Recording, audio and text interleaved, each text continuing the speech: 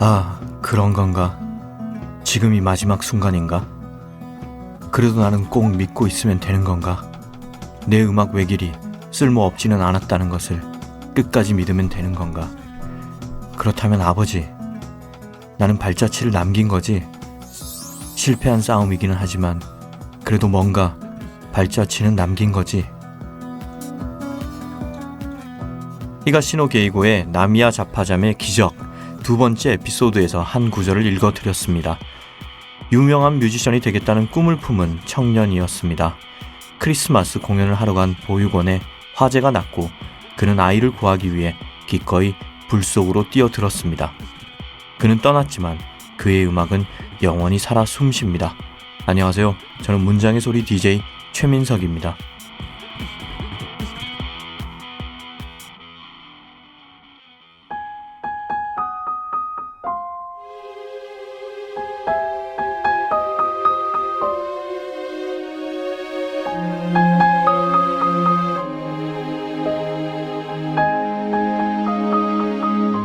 노크 없이 여는 방문.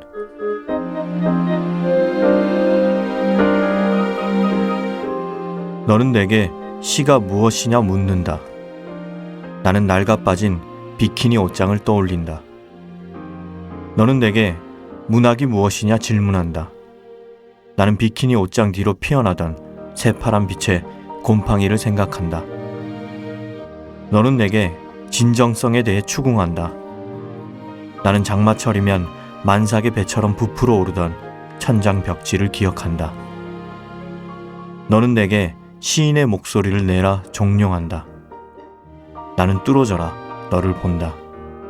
찰랑이는 파문, 수선화의 향기. 내가 오래도록 떠나지 못했던 조용하고 깊은 물가에 서서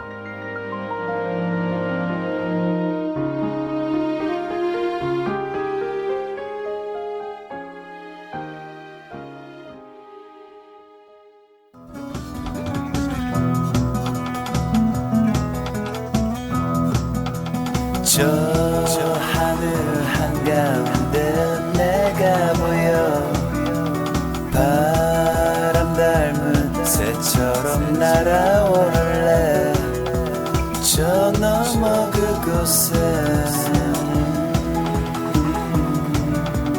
내가 숨겨놓은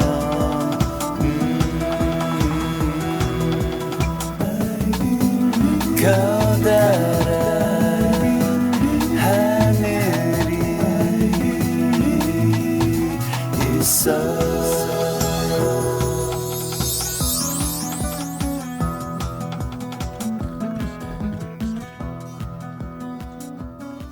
이 세상에는 아프지만 기억해야만 하는, 반드시 마주해야 하는 일이 있습니다. 장편소설 소년이 온다로 돌아온 한강 작가님과 이런 이야기를 나눠볼까 합니다. 작가님, 안녕하세요. 안녕하세요. 네, 반갑습니다. 그동안 어떻게 잘 지내셨는지요? 예, 여기 마지막으로 온 게 2012년 네. 말 정도였는데요. 벌써 1년, 2년 네. 아니죠? 1년 2년까지는 안 되고. 네네, 1년 네. 반 정도 시간이 흘렀어요. 그리고, 그동안에 이 소설 예. 썼죠. 예. 또 한때는 여기 굉장히 자주 오셨잖아요. 예전에 네. 문장의 소리 DJ를 역임하셔서. 예, 예. 사실 저의 선배 DJ이시면서 선배 소설가인데 그래서 문장의 소리 청취자 여러분들 대부분 뭐 한강 작가님 잘 아실 거라고 생각이 되지만 그래도 저희는 또 프로필을 소개하는 공식적인 시간이 있으니까요. 네. 잠깐 소개하도록 하겠습니다. 한강 작가는 1993년 문학과 사회에 시를 발표하고 이듬해 인 1994년 서울신문 신춘문예에 단편소설 붉은 닻이 당선되면서 작가로서의 활동을 시작했습니다. 소설집으로 여수의 사랑, 내 여자의 열매 등이 있고요. 장편으로는 검은 사슴, 채식주의자, 히라버 시간 등이 있습니다. 그리고 지난해에는 시집 서랍에 저녁을 넣어두었다를 내기도 했습니다. 네, 맞죠? 네. 오랜만에 작가의 방 찾아주셨습니다. 문장의 소리 청취자 여러분들을 위해서 인사와 근황 간단히 전해주시죠. 안녕하세요. 또 다시 오랜만에 여러분 문장의 소리로 만나 뵙게 돼서 반갑고요. 저는 소년이 온다라는 장편소설 최근에 출간을 해서 그냥 아직 이 소설로부터 빠져나오지 못한 상태로 아직까지 그렇게 살고 있습니다. 네, 방금 말씀해 주셨는데 이제 신간 소년이 온다. 이 책이 바로 그 5.18 광주 민주화 운동에 대한 소설입니다. 신영철 평론가가 이야기했듯이 이 표현은 이제 신영철 평론가의 표현인데요. 어떤 소재는 그것을 택하는 일 자체가 작가 자신의 표현 역량을 시험대에 올리는 일이라고 얘기를 했어요. 그럴지도 모르는 것인데 이 이야기를 소설로 쓰게 된 계기가 어떤 건지 궁금합니다. 이 소설을 제가 쓰게 될 거란 생각은 하지 않았었어요. 왜냐하면 선배 소설가 분들이 너무 많이 잘 써주셨기 때문에 제가 뭐 한 편을 더 써서 거기에 보태야겠다 이런 생각은 감히 하지 않고 긴 시간을 보냈다가 저 자신으로서는 어떤 내적인 계기 때문에 제가 늘 가지고 있었던 인간에 대한 의문, 네. 내가 왜 인간을 껴안을 수 없는가 이런 의문을 추적해가는 과정에서 어린 시절에 간접 체험했던 광주가 있다는 것을 알게 됐고, 그래서 언제나 어떤 일에 대해서든 그랬듯이 글을 씀으로써 그거를 꿰뚫고 지나가지 않으면 그 앞으로 나아갈 수가 없겠다는 그런 생각이 들어서 이 소설을 쓰게 됐어요. 네. 그리고 또 5.18 광주화 운동을 다루고 있는데 공교롭게 책도 또 5월에 나왔어요. 네. 그거는 이제 뭐랄까 시기를 좀 맞추신 건가요? 원래 계획은 2월에 내는 거였어요. 네. 그런데 이 소설을 창비 블로그에 연재를 해서 끝난 시점이 1월 초였어요. 그런데 많이 고치지 않게 될 줄 알았는데 이 소설의 5장을 많이 고쳤어요. 그래서 이게 이제 세 번째 버전인데 5장을 세 번째로 고쳐 쓰게 되면서 계속 시간이 지나갔죠. 네. 그래서 또 4월에 낼까 했었는데 또 4월도 못 내게 됐어요. 그래서 아주 빠듯하게 5월 12일에 출간이 됐어요. 그러니까 하다 보니까 5월로 밀리게 된 거네요. 딱 맞춰 네. 나오게 된 거죠. 원래는 그럴 마음이 없었는데. 5월 12일이면 거의 뭐 5.18 딱 거의 일주일 전인데. 예, 거의 이제 마지노선으로. 네. 그렇게 그래서 하게 저는 됐어요. 그 책이 이때 즈음에서 나와서 예. 이때를 저희가 다시 한번 생각하고 기념하자는 차원에서 출간 시기까지 맞춘 건가 생각을 했는데 그것을 하다 보니까 네. 그렇게 되는 우연의 결과이군요. 예. 소년의 온다를 보면 각 부마다 다른 화자가 등장을 해요. 여기는 어떤 의도가 담겨져 있는 건지요? 1장과 2장에는 80년 5월에 소년들이 나오고요. 다른 소년들이죠. 동호하고 정대 둘 다 거기서 목숨을 잃은 아이들이고요. 그리고 3장에서는 이제 동호와 함께 도청에서 시신 수습을 하는 일을 했던 은숙이 나오고 또 4장에서 좀 달라지고 생존자 중에 또 다른 사람이 나오고요. 5장도 마찬가지 6장에서는 동호의 엄마 이런 식으로 계속 인물이 바꿔져서 이제 네. 목소리를 가지고 얘기를 하게 되는데 처음부터 이렇게 하고 싶었어요. 그래서 동호라는 이 주인공 소년이 나오는 1장에 모든 인물이 일단 다 나오고요. 그리고 뭔가 어떤 폭발이 일어난 것처럼 이렇게 파편이 멀리 튀는 것처럼 5월에 죽은 자의 목소리로 정대 얘기가 2장에서 나오고 5년 뒤 3장, 10년 뒤 4장, 20년 뒤 5장, 30년 뒤 6장, 그리고 이제 마지막 장은 가장 현재에 근접한 33년 뒤거든요. 네. 그렇게 해서 길게 파편이 튀는 것처럼 지금까지 그 5월 광주가 계속되어 오고 있다는 그런 느낌으로 목소리를 이어받아서 얘기하는 소설이랄까요? 네. 이 구성이 개인적으로는 사실 소설은 이제 픽션이잖아요. 네. 영상에 비유를 하자면 픽션이면 영화에 가깝죠.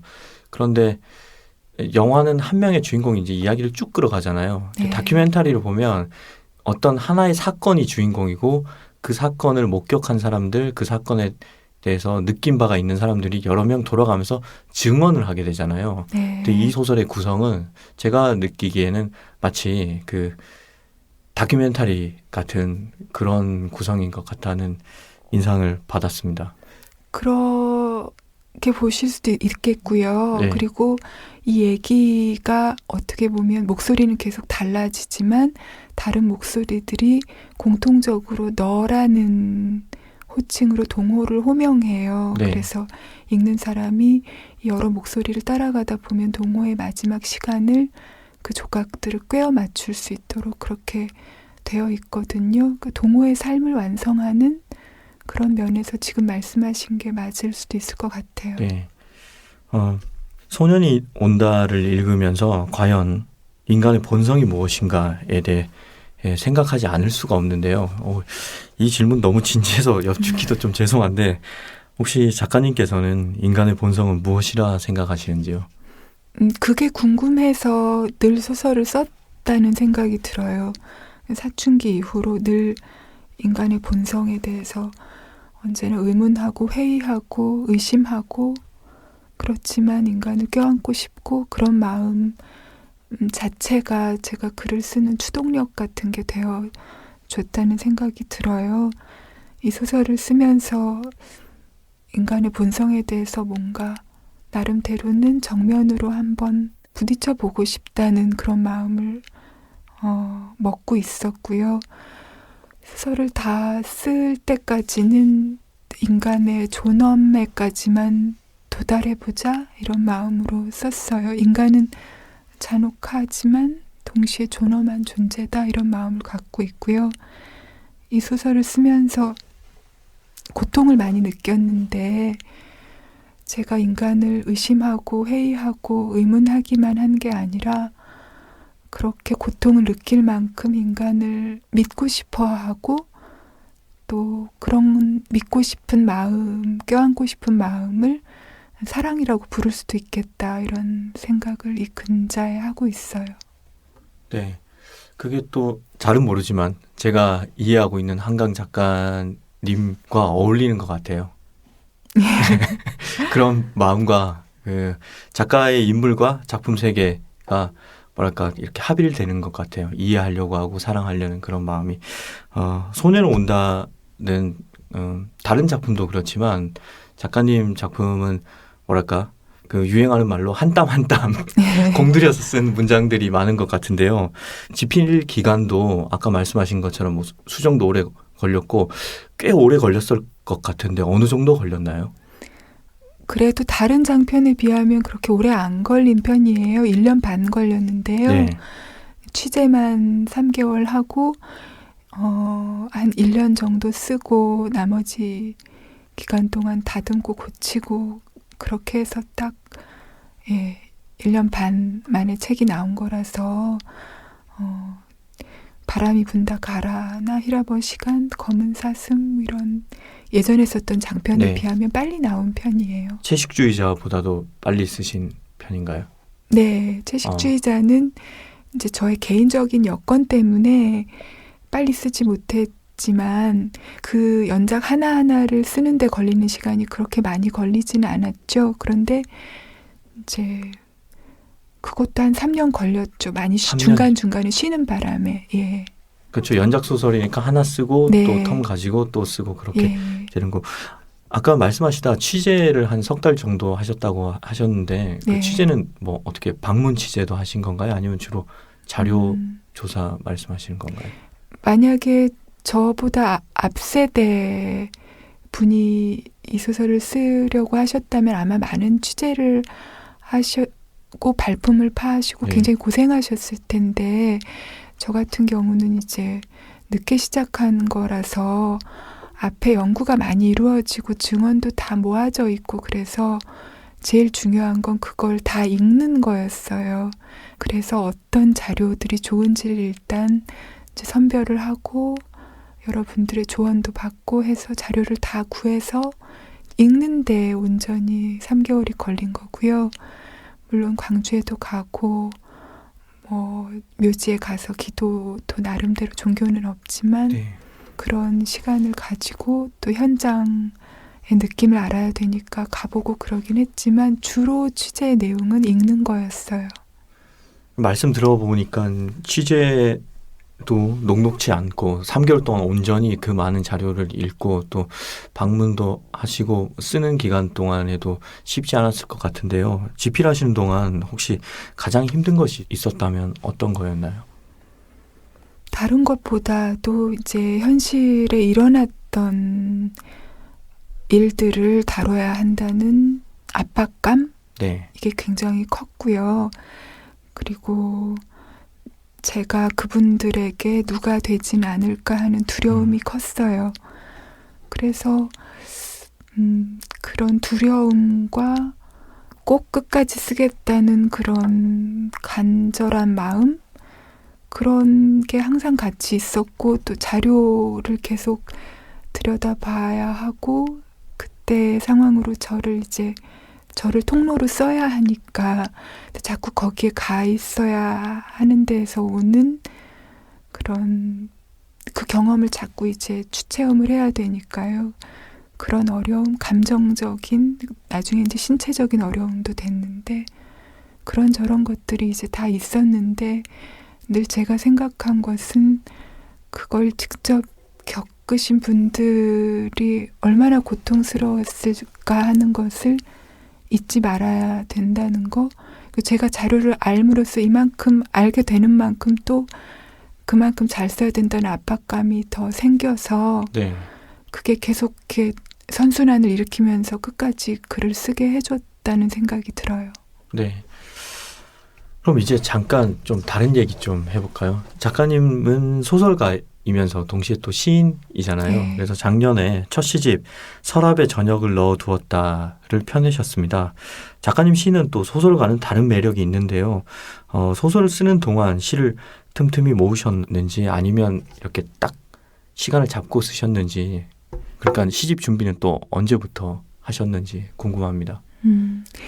제가 시로 먼저 등단을 했어요. 한 네. 2달 정도 앞에 등단을 하고 그리고 신춘문예에 운 좋게 소설이 당선되면서 이제 소설에 조금 더 에너지를 많이 투여해서 지금까지 살아왔는데요.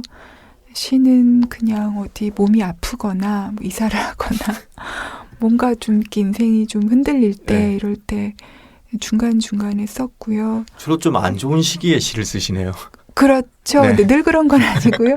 또 좋은 의미로 뭔가 네. 흔들림이 있을 때 쓰기도 하고요. 그래서 소설 중간에도 쓰고 소설과 소설 사이에도 쓰고 그랬던 것들이 꽤 모였어요. 네.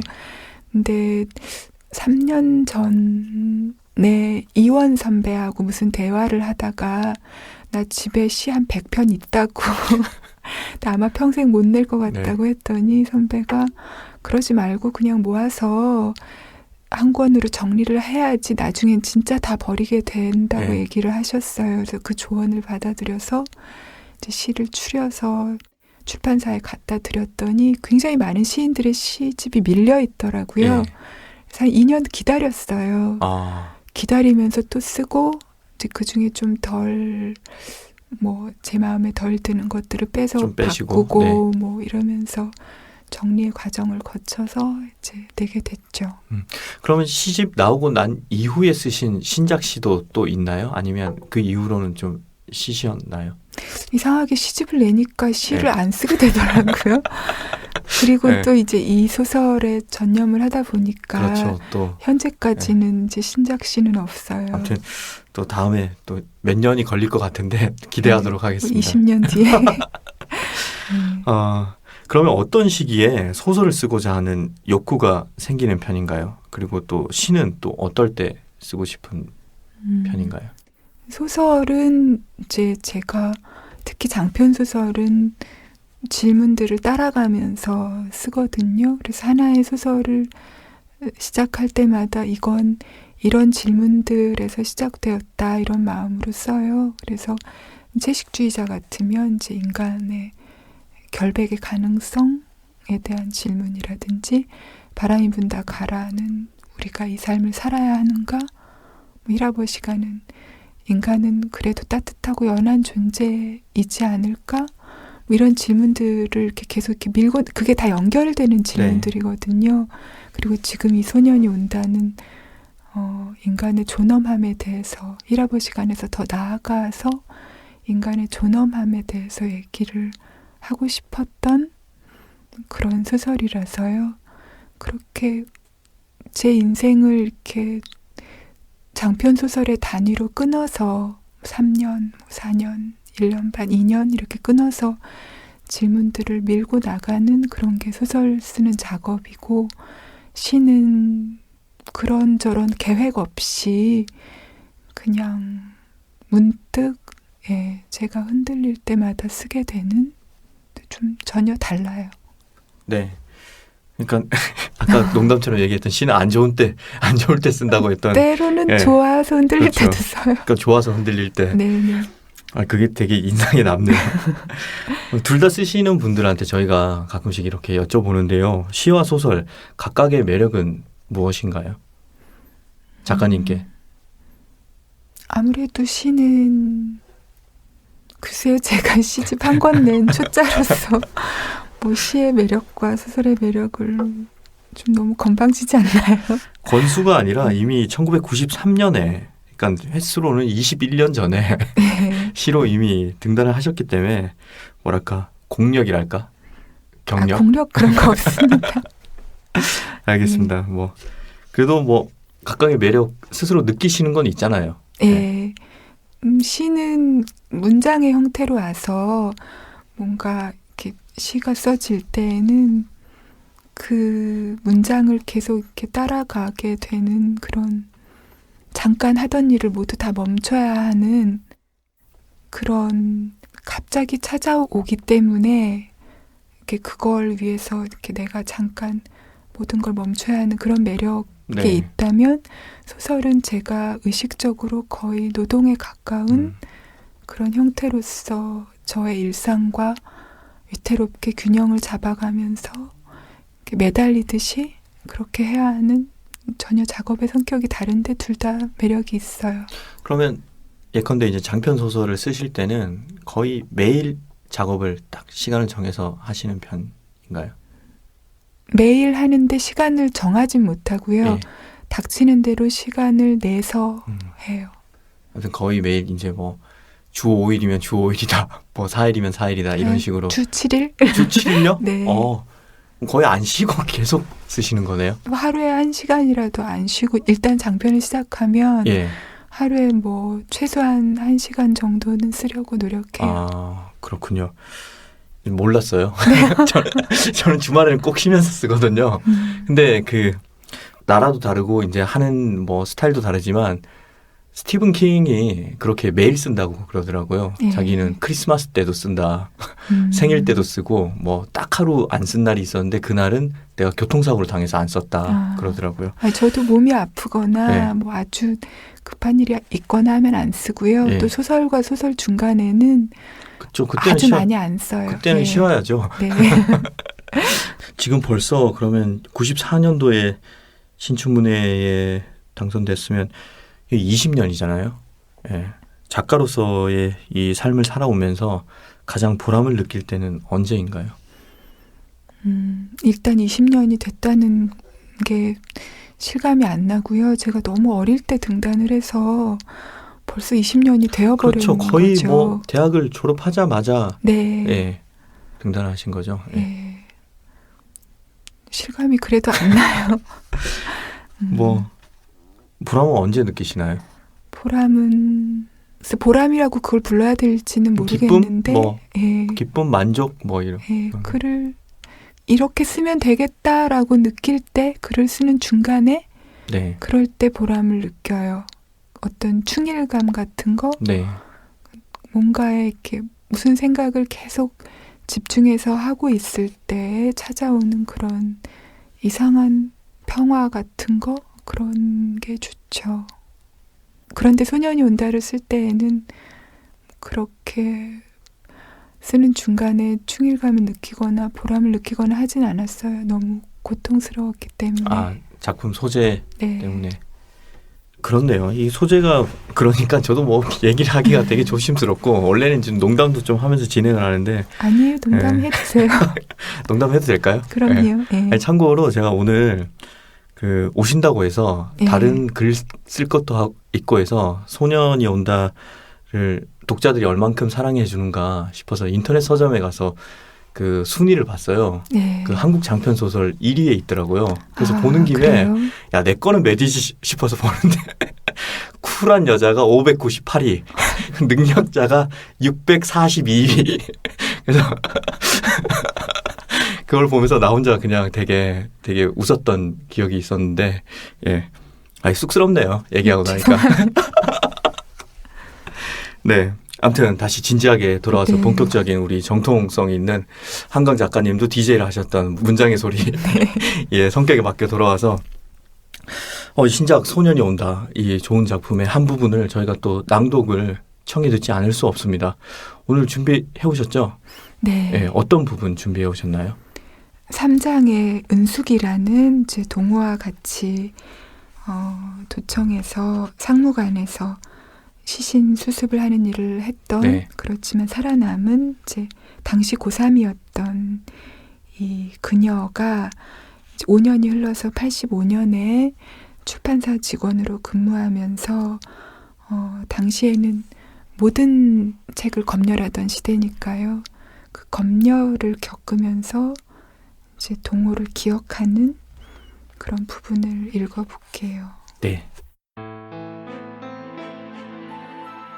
창구를 등지고 그녀는 서너 걸음 걸어간다. 의자들 사이에 엉거주춤 선 채 가제본을 넘긴다. 한 달 동안 그녀가 타이핑과 원문 대조와 3교를 마쳐 거의 외우다시피 한 이제 인쇄 절차만 남아있는 책이다. 그녀가 받은 첫 번째 느낌은 페이지들이 불탔다는 것이다. 불에 타서 검은 숯덩어리가 되었다. 검열과의 가제본을 제출한 뒤 정해진 기일에 찾아오는 것은 그녀가 입사한 뒤 매달 반복해온 일이었다. 서너 군데, 많게는 연암은 군데 먹선으로 지워진 부분들을 확인하고 기운이 빠져서 회사로 돌아가 수정 작업을 거친 가제본을 인쇄소에 넘기곤 했다. 하지만 이번엔 다르다. 이 가제본의 도입부 10페이지 정도는 절반 이상의 문장들에 먹줄이 그어져 있다. 그 다음 30페이지가량은 거의 대부분의 문장들에 먹줄이 그어져 있다. 그렇게 50페이지를 넘어가자 선을 긋는 것이 수고스러웠는지 잉크에 담근 롤러로 페이지 전체를 검게 지워놓았다. 낱장들을 흠뻑 적신 잉크 때문에 가제본은 삼각기둥과 흡사한 형상으로 부풀어 있다. 곧 부스러질 검은 숯 같은 그것을 그녀는 가방에 넣었다. 숯이 아니라 쇠를 넣은 것 같이 가방이 무겁다. 어떻게 그 사무실을 걸어 나왔는지, 어떻게 복도를 통과해 사복경찰이 서 있는 정문을 빠져나왔는지 기억할 수 없다. 이 곡집은 이제 출판할 수 없다. 처음부터 헛수고를 한 것이다. 앞쪽의 10페이지에 드문드문 살아남은 문장들을 그녀는 머릿속으로 더듬는다. 당신들을 잃은 뒤 우리들의 시간은 저녁이 되었습니다. 우리들의 집과 거리가 저녁이 되었습니다. 더 이상 어두워지지도 다시 밝아지지도 않는 저녁 속에서 우리들은 밥을 먹고 걸음을 걷고 잠을 잡니다. 거칠게 꿰매어진 문장들, 문단째로 검게 지워진 자리들, 우연히 형상을 드러낸 단어들을 그녀는 생각한다. 당신을, 나는, 그것은 아마도 바로 우리들의 모든 것이 당신은 어째서 바라봅니다. 당신의 눈은 가까이에서 멀리에서 그것은 또렷이 지금 좀 더 희미하게 왜 당신은 기억했습니까? 수치된 문장과 문장들 사이에서 그녀는 숨을 몰아쉰다. 어떻게 분수대에서 물이 나옵니까? 무슨 축제라고 물이 나옵니까? 칼을 찬 장수의 검은 동상을 등지고 멈추지 않고 그녀는 걷는다. 네, 감사합니다. 제가 낭독에 심취해서 고개를 숙이고 듣고 있느라고 끝난지도 몰랐네요. 그 한강 작가님 소설의 낭독은 한강 작가님이 하시는 게 제일 잘 어울리는 것 같아요. 제가 예전에도 몇 번 그 다른 프로그램이나 뭐 이런 데서 우연찮게 몇 번 들은 것 같은데요. 그 본인의 목소리로 본인의 작품을 읽을 때 가끔씩 안 어울리는 작가들이 있거든요. 근데 한강 작가님의 소설은 한강 작가님이 읽기에 가장 좋은 작품인 것 같다는 생각을 오늘 또 하게 되네요. 다른 분들도 본인의 작품 읽으면 굉장히 좋더라고요. 제 예전에 기억나는 게 김기택 선생님이 선생님 시를 낭독을 하시는데 굉장히 이렇게 정말 저건 진짜 시인이 자기 시를 읽는 거다 이런 느낌 든 적이 있어요. 대부분 그러신 것 같아요. 제가 좀 안 어울려서. 자, 시간이 아쉽게도 많이 흘러가서 어느덧 후반부로 치달았네요. 앞으로의 계획은 어떻게 되나요? 이제는 이 소설에서 걸어 나와야 되는데 이 소설은 왠지 걸어 나오는 게 좀 죄스럽기도 하고 이렇게 금방 다른 소설 쓰기가 좀 어려울 것 같고요. 그래서 좀 시간을 두고 좀 차라리 뭐 산문을 쓴다든지 그런 식으로 좀 시간을 보내야 될 것 같아요. 다른 건 못할 것 같아요. 당분간은. 네, 아직 여진이 남아있군요. 네. 그 시간을 잘 보내고 또 좋은 작품 쓰시기를 기대하고요. 마지막으로 문장의 소리 청취자 여러분들을 위해서 한 말씀 부탁드립니다. 소년이 온다는 제가 썼지만 제가 쓴 것 같지 않은 소설이에요. 먼저 그 소년을 생각하게 됐고 그러고 나니까 제 자의식이 들어갈 자리가 별로 없더라고요. 그래서 그냥 소년만 생각하면서 썼고요. 여기 등장하는 사람들이 목소리를 이어받아서 얘기하는 동안 저는 그냥 그걸 받아 적는 그런 사람이었다는 생각이 들어요. 그래서 소년을 만나주시면 좋겠습니다. 네, 오랜만에 예전에 문장의 소리 DJ까지 하셨던 한강 작가님을 스튜디오로 초대해서 함께 이야기를 나눠보는 시간을 가졌습니다.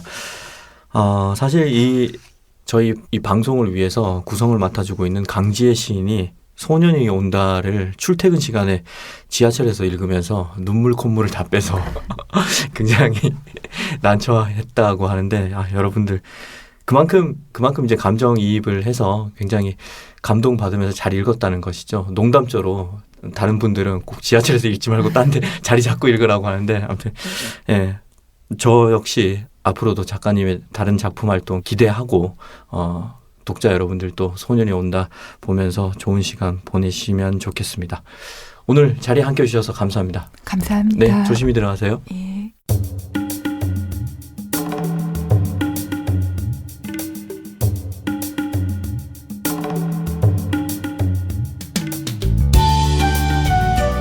매우 신비로우면서도 생동감이 넘치는 문화 생태계, 바로 그 현장에 계신 분을 모시고 문화 생태계의 민낯을 샅샅이 살펴보는 코너죠. 지금 이대로도 좋아요. 네, 오늘 지금 이대로도 좋아요에 드디어 배우가 출연했습니다. 다양한 공연에서 활약 중인 이훈희 배우입니다. 안녕하세요. 안녕하세요. 네, 반갑습니다. 네, 반갑습니다. 오늘 이렇게 또 활기 넘치는 분이 스튜디오에 오셔서 뭔가 스튜디오에 생기가 가득한 것 같아서 기분이 좋습니다. 이훈희 씨도 프로필을 직접 작성해 오셨는데요. 제가 그대로 읽어드리도록 하겠습니다. 1982년 11월 7일에 전라남도 보성군 회천면 동윤리 2구 만수부락에 이훈희가 태어났다. 빠밤. 동네 최고 미인으로 가로 내 또래는 나밖에 없었다. 가로 닫고 자라나 현재도 주름과 싸우고 있다. 현재 서울에 거주하며 연극 배우로 활동 중이다. 세계 초연으로 공연했던 저승을 시작으로 오이디푸스, 엘렉트라, 카페 휴, 맥베스 등에 출연했고 산울림 고전극장 설국 아일랜드의 스텝으로 참여했다. 네, 이 산울림 고전극장이라는 건 그 작품명이 아닌 거죠? 네, 그때 페스티벌 그렇죠. 있었거든요. 산울림 고전극장의 네, 설국과 산울림 고전극장의 설국이란 작품을 했고 예. 이제 최근에 아일랜드란 작품으로 스텝을 했어요. 네, 맞습니다. 제가 네. 읽다 보면 들으시는 분들에게 뭐 심표나 뭐 조사 이런 게 안 보이니까 네. 좀 정확히 하려고 설명 부탁드렸습니다. 일단 저희가 여기 오신 분들한테 이제 또 공식적으로 처음부터 드리는 질문이 있거든요. 무슨 일 하시는지, 어떻게 먹고 사시는지 최대한 자세히 설명해 주시면 감사하겠습니다. 네, 저는 연극을 하고 있어요. 네, 뭐 포지션은 뭐 배우로 열심히 하고 있는데 네. 꼭 배우에만 국한된 게 아니라 연극 전반적인 부분에서 열심히 일을 하고 있고요. 그리고 먹고 사는 거는 뭐 아무래도 연극이 직업이다 보니까 아시다시피 우리나라 연극이 조금 그렇게 네. 여유롭지 못하잖아요. 네네. 그러다 보니까 다양한 아르바이트를 하고 살고요. 그리고 제가 연극하기 전에 했던 또 오랫동안 했던 일이 있어서 그 일을 또 틈틈이도 하고 뭐 단기 알바도 하고 연극이란 장르가 이제 배우 예술이기 때문에 그렇다고 해서 배우가 뭐 이렇게 무대에만 존재할 수 없잖아요. 네. 캐스팅이라는 게 제가 정말 1급 스타도 아니고 그러다 보니까 뭐 음향을 하는 오퍼레이터, 네. 조명을 하는 오퍼레이터 그리고 밖에서 진행을 보는 그 진행자들 뭐 하다못해 매표 티켓 대학로에 있는 연극이 아무래도 어떤 시스템적으로 전문적으로 갖춰져 있는 부분이 많이 열악해요. 그러다 보니까 배우들이 선배님들 하는 공연 같은 경우는 가서 보고 배우고 막 이러면서 직접 가서 이제 현장에서 다른 스텝 일을 하면서 배우는 것도 많고 그렇죠. 보니까 무대, 조명, 음향, 연출부 네. 다 하신다고. 네, 물론 이제 제가 연출부는 조연출 네. 부분이 있는데 아무래도 배우다 보니까 같이 연출님하고 상의할 수도 있고 그리고 또 선배님들 하시는 네. 공연들 같은 경우는 그냥 공부하는 차원에 정말 많이 배우들이 멀티플레이어인데요. 그래야죠. 여자 박지성. 아하, 좋은데요? 아니 저도 뭐 그 사실 비슷한 상황이라 저도 네. 아르바이트 굉장히 여러 가지 하거든요. 그냥 어떻게 보면 지금 하고 있는 뭐 DJ부터 해서 여러 가지도 그런 범주에 속하기도 하는 거죠. 예. 그렇죠. 아무튼 다시 돌아와서. 네. 그럼 배우가 되어야겠다는 결심은 언제 어떤 계기로 하게 되신 건가요? 처음부터 배우가 되겠다고 결심했던 건 아니었고요. 네, 연극을 해야겠다는 생각이 들어서 네. 29살에 시작을 했어요. 꽤 늦게 시작을 했죠. 보통은 다 대학 전공을 하고 시작을 해서 대학로에 나와서 경험을 하고 쌓고 하는데 저는 네. 사회생활을 하다가 시작을 했거든요. 굉장히 독특한 경우네요. 그렇죠. 네. 선배님들 사이에서도 되게 한숨과 걱정과 그 나이에 왜 이러면서 그랬죠. 약간 문성근 씨 같은 그런 경우. 그런가요? 그렇게 됐으면 이번엔 또 좋겠네요. 여자 문성근. 그랬으면 좋겠네요. 네. 그건 정말 좋은 것 같아요. 그러니까 선배님들이 되게 걱정을 많이 하셨었긴 했는데, 그거 아시죠? 29이라고 하면은 보통은 다 어르신들이 아홉수라고 하잖아요. 네. 근데 제가 28에서 29대 그 아홉수가, 한꺼번에 이렇게. 쫙 왔군요. 그렇죠. 한 보따리가 그냥 크리스마스 선물처럼 한꺼번에 확 이렇게 밀려왔었거든요. 근데 그때 아마 육체적이나 정신적으로는 좀 많이 피폐했던 것 같아요. 그래서 많이 힘들었었고 많이 지쳐있는 상태였는데 이렇게 살다간 죽을 것 같은 거예요. 정말 그런 것 때문에. 그러다가 내가 30을 맞이하는 게 30은 누구에게나 다 특별하잖아요. 무섭기도 하고 우울하기도 하지만 되게 특별한 거라고 생각을 하거든요. 이 상태로는 내 30대를 말아먹겠다라는 생각이 들어서 고민을 하고 있는데 계기가 됐던 연극을 하기로 했던 계기가 됐던 거는 저에게 되게 좋은 분이 계세요. 저의 인생의 만약 길라잡이가 돼주시는 분인데 네. 그렇다고 해서 막 제가 매일 만나서 그 사람과 이야기를 나누고 그럴 수 없는 분인데 1년에 한 번 만나서 무슨 얘기 드리면 그 사람이 저에게 엄청난 힘을 주고 그런 관계들 있잖아요. 네. 근데 그분이 뜬금없이 저에게 넌 연극에 어울릴 것 같아 이러시는 거예요. 뜬금없이 정말 밑도 네. 끝도 없이. 정지하듯이. 네. 그래서 왜요? 그랬더니 그때 정말 제 가슴에 팍 박힌 말을 해주셨죠. 그때 상황이 힘든 걸 알고 계셨으니까 평생 너를 그리워하면서 살고 싶니? 라고 하는데 네? 무슨 말이지 그게? 그래서 정말 한 달을 고민했어요. 그 말 때문에. 그 말이 무슨 말일까 고민을 하다가 29살, 28살, 29살까지 한 번도 하고 싶은 걸 하면서 살아보지 못한 게 되게 마음이 아프더라고 제 자신이. 그래서 좀 30대는 정말 나를 위해서 한번 살아봐야겠다라고 생각을 해서 그래? 그럼 연극이 나한테 줄 수 있는 메리트가 뭐예요? 라고 물어봤더니 네가 가지고 있는 결핍들이나 뭐 피해의식이나 힘들었던 트라우마들을 많이 깨줄 것이다. 그래서 네. 귀가 이제 제 얼굴, 제 몸만큼 커진 거죠. 이제. 아, 그래요? 그러면 한번 해볼게요. 라고 해서 이제 지금 소속되어 있는 극단 바람풀이라는 극단 연출님을 만나게 해주셔서 그냥 그대로 이제 시작을 하게 됐는데 지금까지 33살의 막내를 아직도 하고 있습니다. 아, 4년째 군대에서 막내 생활하고 계신 거네요. 그렇죠. 이등병 생활을 열심히 근데 하고 있어요. 진짜 케이스가 좀 독특해요. 보통은 네. 나는 배우가 되고 싶어서 연극을 시작하거나 아니면 뭐 어릴 때부터 연기를 했거나 그런데 29살에 사회생활을 네. 하다가 배우가 되기 위해서 뭐 하는 그런 게 아니라 그냥 연극 자체가 좋아서 이렇게 그렇죠.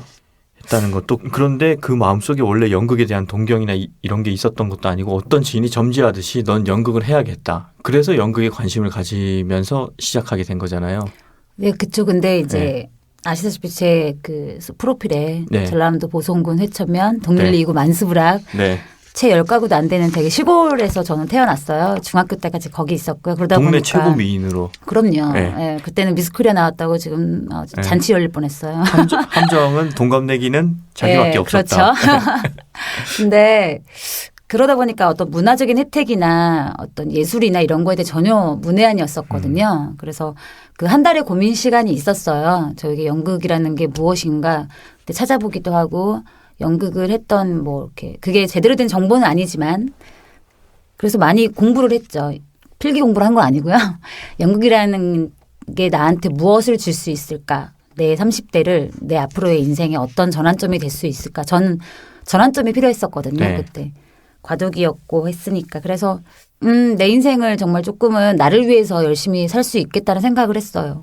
그래서 그러면 시작을 아까 그 연극 하시기 전에는 사회생활 하셨다고 네. 하셨잖아요. 그때까지 어떤 일 하셨던 겁니까? 저는 보통 빠라고 하죠. 빠라고 네. 하면은 보통 이렇게 쭈쭈빵빵 아가씨들이 예. 아래비로 쫙 서 있는 예, 그렇죠.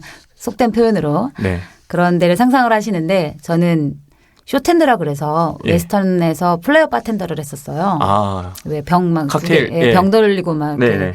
그 칵테일 쉐이크하고 막. 영화 칵테일에 보면 그쵸. 톰 크루즈 예, 같은 그렇죠. 그런. 예. 근데 그것보다는 조금 더 화려하고 네. 그 왜 불쇼라 그래서 입에서 막 불 뿜어 나오는 아 그럼 그건 서커스단 이런 데에서 그렇죠, 봤던. 그렇죠. 그 카키색 반팔 티셔츠에 여러 가지 막 훈장처럼 붙어 있는 그런 거. 네, 저 때는 까만색이나 빨간색이 유행했어요. 네, 셔츠가 유행이었고요.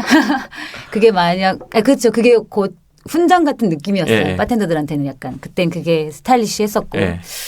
바텐더를 한 8년 정도 했었어요. 아, 20살 그렇군요. 때부터. 예. 네, 꽤 오래 했죠. 한 우물만 열심히. 그리고 29살 때부터 이제 연극 배우의 삶을 시작했군요. 네. 그럼 지금까지 했던 연극이 굉장히 많을 것 같은데요. 아닌가요? 아니 뭐 생각보다 4년이면 그렇게 많지 그쵸. 않을 수도 있겠네요. 예. 예. 아무튼 그래도 그 했던 연극들 중에 가장 인상 깊은 작품 혹은 배역이 있다면 어떤 것인지요?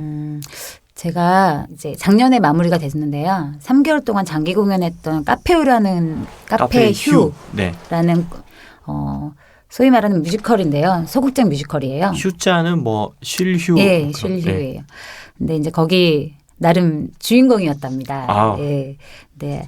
아시는 제가 연기력이 뛰어나서 저를 캐스팅한 것보다 보통 연극 배우들은 일상에서 많이 묻어 나온다고 해요. 일상에서 막 시끄러운 네. 사람들은 무대에서도 약간 신나고 즐거운 캐릭터를 잘 소화해내고 막 이런 약간 그런 의미들을 많이 부여를 하긴 하는데 저 같은 경우는 선배가 저의 어떤 단면적인 모습을 보고 이 캐릭터에 너의 성격이 잘 묻어 나오겠다 해서 캐스팅을 해주셔서 더블로 원래 들어갔던 작품이었는데 네. 이 작품의 슬로건이 너 멋있어 예. 라는 말을 해요. 관객분들한테 네. 보러 오시는 분들한테 던지고 싶은 말은 내가 지금 살고 있는 내 일상이 내 삶이 나는 왜 이렇게 남들처럼 못 살고 이렇게 비루하게 살지? 나는 왜 이러지라고 하지만 사실은 나를 바라보고 있는 다른 누군가는 나의 삶이 희망일 수도 있고 그 사람의 꿈일 수도 있다는 거죠. 그래서 비록 지금은 내가 비루하지만 당신은 지금 일상에서 가장 멋진 삶을 살고 있어요라고 해주는 작품이에요. 뭔가 강연 듣는 느낌이에요. 그래요? 그러니까 약간 예. 그게 있었어요. 힐링이 그렇네요. 코드가 있었죠. 그래서 카페 휴군요. 예. 근데 이 카페유가 그 슬로건 때문에 제가 더 좋았던 것보다 사실 공연을 하다 보면 배우들도 그렇고 이 연극 분야에 있는 모든 분들이 많이 지치세요. 왜냐하면 이게 자기와의 싸움이잖아요. 그렇죠. 네, 자기와의 물론 결과물이 나온 후부터는 관객들과의 소통이니까. 근데 이 캐릭터를 만들고 뭐 작품을 만들고 하는 과정에서 정말 많이 자기와의 싸움을 하는데 그러다 보면 많이 지치고 매너리즘에 빠지고 힘들고 막 이러거든요. 근데 정말 신기했던 건 공연을 딱 시작을 해서 내려오면은 단 몇 시간, 단 며칠이라도 그게 힐링이 돼서 싹 치유가 되는 거예요. 사실 관객들한테 던지는 메시지가 제 자신한테 던지는 메시지가 더 컸던 것 같아요. 그때는. 남에게 설득을 시키면서 자기 자신도 납득이 된 경우군요. 설득이라는 표현보다는 저는 공감하고 소통한다는 표현을 좀 좋아하거든요. 그게 더 낫겠네요. 네. 네, 죄송합니다. 제가 어휘력이 짧아서 네, 잘해주세요. 제가 주변에서 친구들한테 언어장애 있는 소설가라고 맨날 얘기를 듣는데 아무튼 이번에도 또 실수를 범했네요. 아닙니다. 하루 일과는 어떻게 되시는지요? 하루 일과요? 뭐 비슷할 것 같아요. 저랑요? 네, DJ분. 일단 네. 들어보고요. 네. 뭐 배우들은 공연 있을 때랑 없을 때 차이점이 좀 있죠. 공연 있을 때는 아침에 일어나서 연습하고 밥 네. 먹고 연습하고 화장실 갔다가 또 네. 연습하고 네. 거의 이거는 박지성의 하루 일과인데요. 그럼요. 네, 예. 류현진인데. 그럼요. 네. 네, 연습하고 해도 네. 무대에 오를까 말까 하니까 네. 그렇게 공연 때는 그렇게 좀 정신없이 열심히 사는 것 같고요. 공연 없을 때는 솔직하게 말씀드리면 게을러지는 것 같아요. 그러면 네. 정말 안 되는데 배우 훈련도 해야 되고 하는데 좀 많이 게을러지는 것 같고 뭐 하루 종일 잠잘 때도 있고요. 오늘처럼 비 오는 날은 좀 그냥 배에 이렇게 장판에다가 이렇게 딱 대고 네. 도라루방처럼 딱 묵직하게 그냥 계속 잠만 자는 거죠. 아니면 배우 훈련을 많이 해요. 남는 시간에 사실은. 배우 훈련이라는 건 뭐 어떤 걸 말씀하시는 거죠? 정말 다양하거든요. 그게. 예. 어떤 기준이 있는 것보다 자기만의 그런 수첩처럼 네. 나만의 다이어리처럼 내가 할 수 있는 것들 물론 보편적으로 책으로 나와 있는 것들은 많은데 이제 배우 각자 다양한 배우분들이 있으니까 뭐 다른 배우분들의 속내를 잘 모르겠지만 저는 제 배우 노트가 따로 있거든요. 네. 제가 공연했었던 것들 그리고 공연 연습 과정에서 적어놨던 노트들이 있는데 이제 그거를 다시 반복 연습을 해보고 복기를 하시는군요. 네, 예. 반복 연습을 해보고 그리고 아니면 희곡을 읽는다던가 희곡도 그냥 읽는 게 아니라 뭐 어떤 소리로 작은 소리로 내보고 뭐 큰 소리도 내보고 그리고 영상도 많이 찾아보고 끝나버린 공연을 그냥 잊어버리는 게 아니라 마치 수험생들이 오답 노트를 보면서 다음번에는 같은 문제가 나오면 안 틀리기 위해서 복귀하는 것처럼 예, 그때 뭐 잘했던 것 못했던 것을 다시 한번 보면서 더 나은 준비를 하시는군요. 더 나은 공연을 위해서. 네, 저는 그래요. 근데 보통 선배님들 말씀은 그런 말씀 하시더라고요. 배우는 한 작품이 끝나면 다시 깨끗한 도화지가 돼야 된다. 다 잊어버리고 네. 다 깨끗하게 지워버리고 다음 작품 만났을 때 다시 새로운 하얀색 도화지에서 받아들여야 된다라고는 하시는데 저는 그게 잘 안 돼요. 그래서 했던 거라도 좀 반복해서 공부하고 열심히 하다 보면 그게 어느 순간 또 제게 되고 하니까 그렇게 공부를 그러면 하는 거죠. 29살에 이제 갑자기 연극을 시작하셨잖아요. 네네네. 그럼 그전엔 연기를 하셨어요? 아니면 그때 그냥 처음 연기를 시작하신 처음 한 거예요? 거죠. 처음 했는데 네. 어떻게 무대에 올라갈 수 있었어요? 이제 연습 과정이 있었죠. 예. 보통 연극이 한 편 올라갈 때 최소로 연습을 해도 한 달은 하고요. 기본 뭐 2, 3개월씩 하는데 저희가 그렇죠. 그런데 연기를 안 하던 사람이 갑자기 연극을 하게 되면 이게 연기가 쉽지가 않은데. 그럼요. 얼마나 무서웠다고요. 그렇죠. 원래 내면에 네. 그 연기에 대한 재능이나 끼가 좀 있었던 편인 거죠. 저는 모르겠는데 저도 배우하고 싶어서요. 저는 잘 모르겠는데 사실 아니 농담입니다. 그 제가 전에 했던 사회일 네. 있잖아요. 바텐더라는 직업을 네. 하다 보면 저는 그때 그래요. 바텐더라는 직업이 서비스업이잖아요. 네. 전 서비스업은 뭐 진심과 친절을 다해서 정말 네. 정성을 다해서 한다고 하지만 전 다 거짓말을 갖고요. 예. 솔직히 말해서 가면을 쓴다고 생각을 해요. 저는 내가 왜냐면 가게에 제 일화를 하나 말씀드리자면 제 가게에 제가 일하는 가게에 손님이 5분이 오셨어요. 네. 근데 그 손님한테 다 똑같은 멘트로 안녕하세요. 오늘 하루 즐거우셨나요? 이러면 제가 기계잖아요. 그렇죠. 이 진심이 사람의 상태, 묻어나기 어렵죠. 예, 이 손님의 상태, 이 손님이 술을 많이 먹고 왔나, 이 사람이 진상인가, 네. 예를 들자면 속된 표현으로 이 사람이 진상인가, 아니면 매너가 좋은 손님인가 봐서 내가 할 수 있는 태도를 다시 잡는 거죠. 그러니까 되게 나쁘게 말하면 계산적인 거지만 제 나름대로는 저의 일의 스타일이었거든요. 네. 제가 할 수 있는 그것도 연기가 아니었을까 싶어요. 그냥 삶 자체가 연기였다. 뭐 그런 건 아니지만 뭐 예. 아무튼 삶 자체라고 하기는 어렵지만 최소한 바텐더 근무는 연기로 했다. 저는 그랬던 것 같아요. 물론 보통, 진심이 보통 여기 나오는 게스트들 이렇게 얘기하면 네. 다 아니면 그런 건 아니고 이렇게 발뺌하는데 솔직하게 저는 그랬던 것 같아요. 예, 물론 진심이 없진 않았어요. 네. 연기도 예. 하지만 그렇죠. 연기도 진심으로 하는 거니까. 그럼요. 네. 진정성이 없으면 할 수 없으니까요. 아 오늘 또 진짜 진솔하게 얘기할 수 있는 배우가 나와서 뭔가 대화가 좀 더 깊어져야 되는데 시간이 예. 별로 없네. 살아오면서 가장 힘들었던 순간은 언제였고 또 그 순간을 어떻게 이겨내셨나요? 되게 뜬금없는 질문 같지만 네. 어차피 살아오면서? 뜬금없는 너를 그리워하게 될 예, 거야. 그럼요. 그 질문에 인생을 바꾸셨잖아요. 그럼요. 예. 예. 제가 고등학교 2학년 때 아버지가 돌아가셨어요. 네. 그래가지고 좀 많이 그립죠. 좀 뭔가를 제가 어른이 돼서 소통을 하고 서로 이야기도 많이 나누고 어른이 되고 나서의 또의 대화는 또 다르잖아요. 그렇죠. 그런 시간이 있었으면 좋았을 텐데 아직 이겨내지 못한 것 같아요. 늘 보고 싶고 늘 그리운 것 같아요. 그 마음도 소중한 것 같아요. 네. 예. 반드시 뭐 내 삶으로 돌아와야 될 필요는 없는 것 같아요. 예. 그렇죠. 네. 그리움도 또 살아가는 그럼요. 원동력이 되니까요. 예.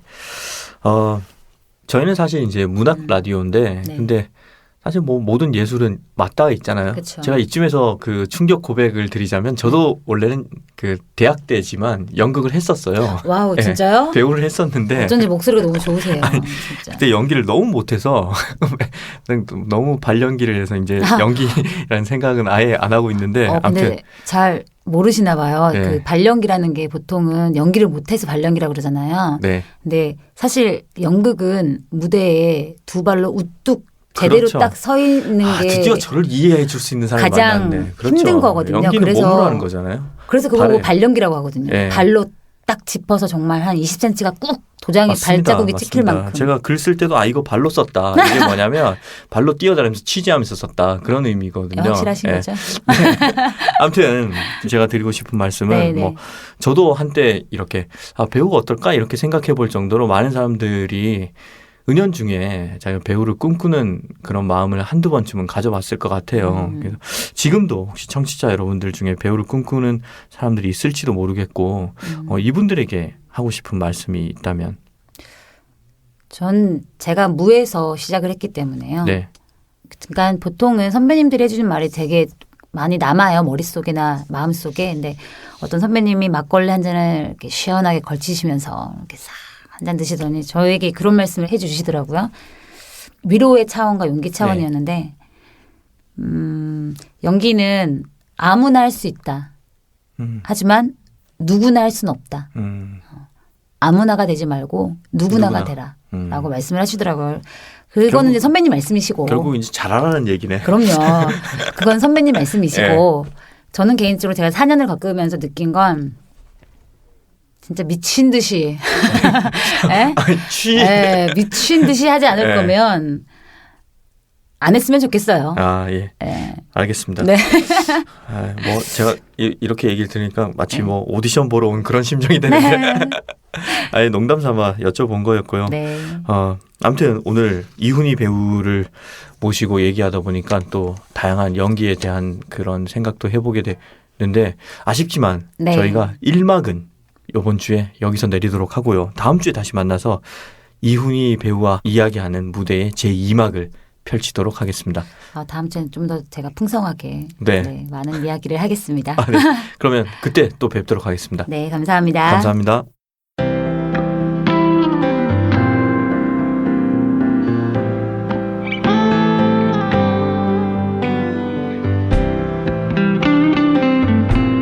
한낮에는 벌써 더위가 기승을 부리고 있습니다.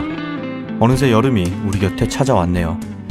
그래도 아직 아침 저녁으론 쌀쌀한 기운이 있으니 건강 유의하시고요. 저는 다음 시간에 뵙겠습니다. 감사합니다.